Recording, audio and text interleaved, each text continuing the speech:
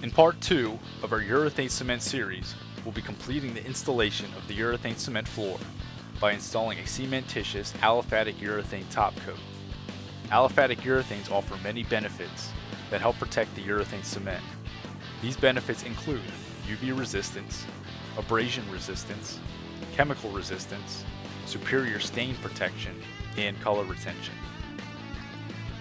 In part 1 of our urethane cement video series, we covered some important steps to installing a urethane cement floor. We prepped the floor with the shot blaster and prep master.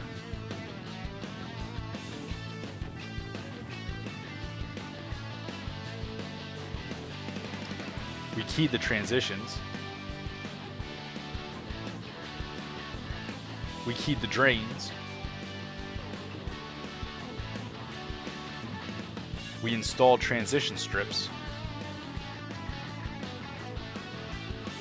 We poured and troweled the urethane cement.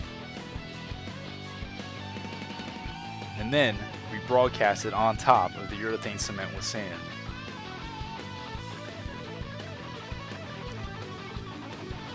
To begin, the first step is setting up the mix station. The mix station needs to be within close proximity of electricity in the area receiving the urethane cement. Additionally, the ambient temperature of the location should be around 70 degrees. In this case, the mix station has already been set up in part 1. And just like in part 1, the same PPEs apply: safety glasses, dust mask, face shield, earplugs, gloves, and knee pads. The tools required for applying the cementitious aliphatic urethane include hand grinders, vacuum, push broom, 6-gallon bucket, electric mixer, roller, brush, and squeegee.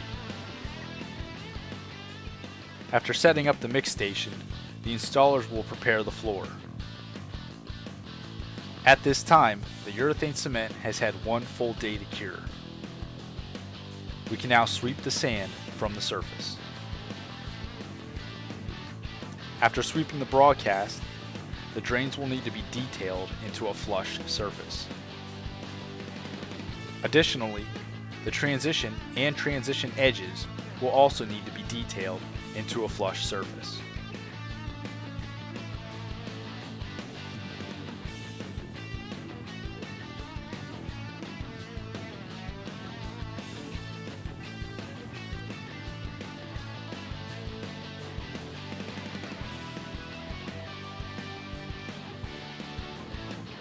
Once the sweeping and detailing are complete, the surface will need to be thoroughly vacuumed.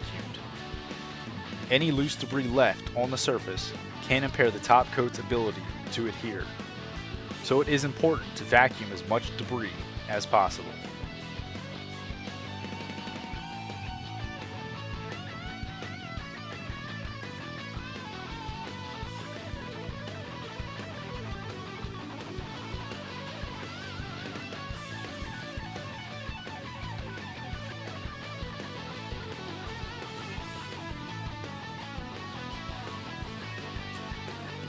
The third step involves assigning job duties, organizing and separating material, setting mix markers, and preparing the mix.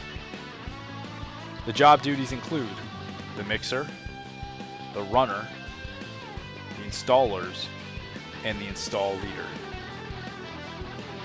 The mixer needs to be experienced with cementitious aliphatic urethane, as it is vital the material be thoroughly mixed. The runner delivers the material and pours the material against the wet edge of the previous pour. The installers then squeegee, roll, and brush the cementitious aliphatic urethane into the floor. The install leader is in charge of signaling for the next mix. Signaling for the next mix requires experience and familiarity with the cementitious aliphatic urethane so that it doesn't sit in the bucket too long and so that the wet edges don't begin to cure. Separate the material on the mixing station. This helps keep the mixing organized, which helps reduce installation errors. Setting the material gauge markers will ensure that the cementitious aliphatic urethane is being applied at the appropriate thickness. Typically, cementitious aliphatic urethane spread over a broadcast floor has a coverage rate of 90 square feet. Using this information, calculate how many kits you'll need for the area and mark the walls to gauge the coverage rate of the installation. Finally, before starting the mix, ensure that all of your material, equipment, tools, and personnel are in the proper location. Cementitious aliphatic urethane has a pot life of about 10 minutes in a 70-degree room, so it is important that the install team be prepared when the mixing begins. The mix will involve a resin, hardener, and aggregate. This material is pre-measured, so measuring will not be required. Before any mixing occurs, it is important to read through the product's technical data sheet. The technical data sheet is a great source of technical information and will provide a description of the material, material limitations, material storage, and material application. One key detail for this specific cementitious aliphatic urethane product is that the lid boldly states that the resin and aggregate must be mixed first. This procedure is very unique, and executing it in any other order can cause a mixing failure. Sometimes, when dealing with a large floor, multiple kits of cementitious aliphatic urethane can be mixed together. In the following example, we'll be mixing 3 kits. Begin when the install leader signals for the mix, and pour all 3 resins into the 6-gallon mixing bucket, brushing out the residue at the bottom of each pail.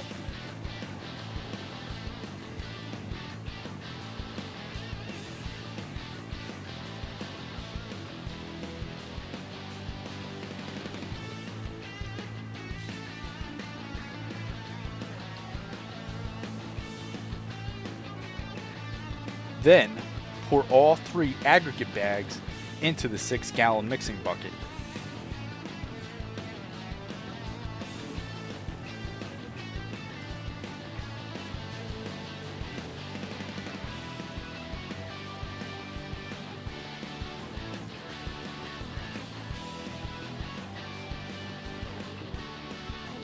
After adding the aggregates to the resin, thoroughly mix for 45 seconds.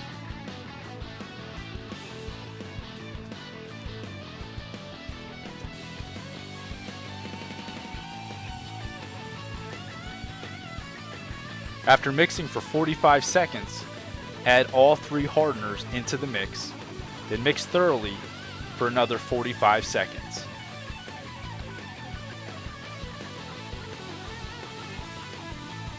Remember to keep all of your empty pails and bags together for a clean workstation and accurate mixing counts.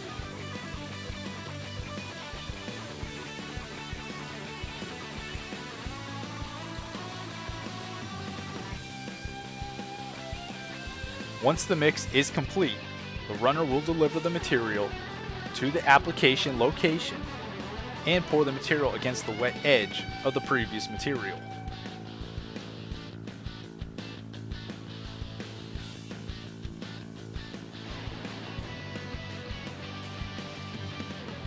After the material has been poured, the install team will take action, beginning with the squeegee, to spread the material over the floor.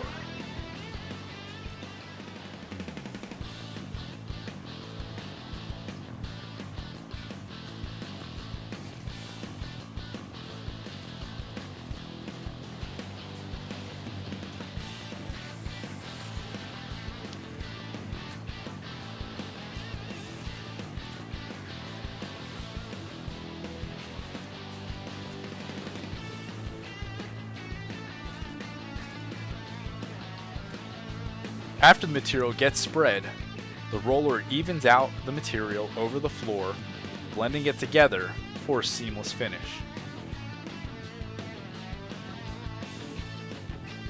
Detailing will be required, and an applicator will require a brush to carefully apply the material around drains and transitions for a uniform finish.